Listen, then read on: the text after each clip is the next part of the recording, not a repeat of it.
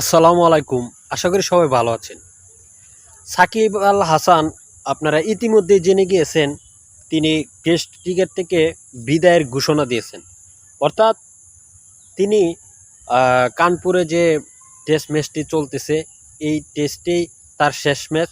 আর যদি তাকে নিরাপত্তা দেওয়া হয় তাহলে বাংলাদেশে ফিরে মিরপুরে সাউথ আফ্রিকার সাথে যে টেস্ট ম্যাচটি রয়েছে সেটাই তার শেষ ম্যাচ হিসেবে তিনি দেখছেন। এখন যদি নিরাপত্তা ঠিক থাকে তাহলে তিনি সাউথ আফ্রিকার সাথে মিরপুরের মাঠে এসে টেস্ট ক্রিকেটটাকে বাদ দিবেন, অর্থাৎ বিদায় নেবেন।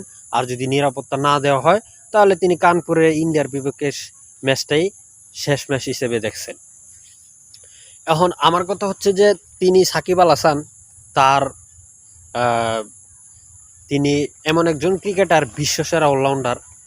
তার এই নৈপুণ্যে, তার এই নৈপথ্যে বাংলাদেশকে অনেক উপরও নিয়ে গেছেন। তার এই পারফরমেন্সকে অনেকেই বাংলাদেশকে চিনে শুধু তার মাধ্যমে।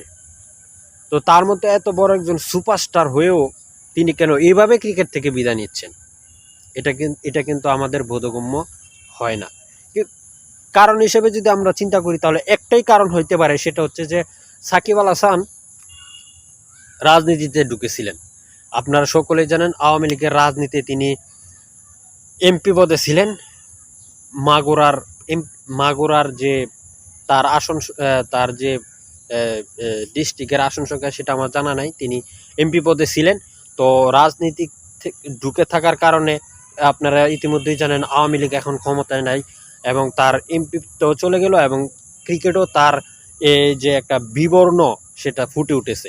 আর এই কারণে হয়তোবা তিনি এত বড় একজন মাপের ক্রিকেটার হয়েও, বিশ্বসেরা অলরাউন্ডার হয়েও তিনি তার শেষটা রঙিনভাবে সাজাতে পারতেছে না, তার শেষটা সুন্দরভাবে সাজাতে পারতেছে না।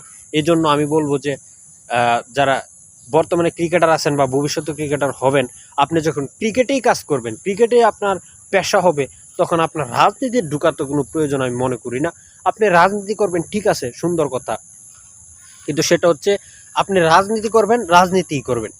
ক্রিকেটে থাইকা রাজনীতি করতে হবে, বিষয়টা কিন্তু এমন হলে আপনারও এমন হইতে পারে। কেননা রাজনীতিক হচ্ছে এক একটি দলের সমষ্টি, রাজনীতি কিন্তু একক না, এক একটি দলের সমষ্টি। ক্রিকেট খেলা যেমন বাংলাদেশের একটা একক খেলা, যেমন সবাই পছন্দ করে, এর মধ্যে কোনো বিরোধী নাই। রাজনীতি কিন্তু একক না, রাজনীতিক একটা দল আপনাকে, রাজনীতিকে যখন আপনি ঢুকবেন একটা দল আপনাকে পছন্দ করবে আর একটা দল আপনাকে পছন্দ করবে না। তো সেক্ষেত্রে আমি বলতে চাই যে আপনি ক্রিকেট খেলেন, ক্রিকেটই খেলেন, রাজনীতিতে ঢুকার দরকার নাই। আর আপনি রাজনীতি করেন, ক্রিকেটে ঢুকার দরকার নাই। বিষয়টা সম্পূর্ণ আলাদা আলাদা হলে সবচেয়ে বেশি সুন্দর হয়। কেননা আপনি ক্রিকেটে এত বড় জনপ্রিয়তা লাভ করলেন, অথচ রাজনীতিতে গিয়ে সেই জনপ্রিয়তাটা নষ্ট করলেন এবং একটা শ্রেণী আপনাকে পছন্দ করবে আর একটা শ্রেণী আপনাকে পছন্দ করবে না। এটা আপনার ক্ষেত্রেও খারাপ দেখায়। আমরা দর্শক হিসাবেও আমরা চাই না আপনারা এরকম একটা বিষয় ফেস করেন। তাই আমরা সবসময় আপনার সুন্দর এবং মঙ্গল ভবিষ্যৎ কামনা করি এবং একজন ক্রিকেট প্রেমী হিসেবে চাই প্রত্যেকটা ক্রিকেটারের শুরু থেকে শেষ পর্যন্ত সুন্দর হোক এবং বিদায়টা সুন্দরভাবে নেক। সবাই ভালো থাকবেন, বাংলাদেশ ক্রিকেট এগিয়ে যাক এবং সাকিব আল হাসানের জন্য দোয়া রইল, আপনি যেন আপনার অবসর পরবর্তী সময়টুকু সুন্দরভাবে কাটাতে পারেন। সবাই ভালো থাকবেন, দেখা হবে পরবর্তী কোনো ভিডিওতে। সে পর্যন্ত ভালো থাকবেন। আসসালামু আলাইকুম।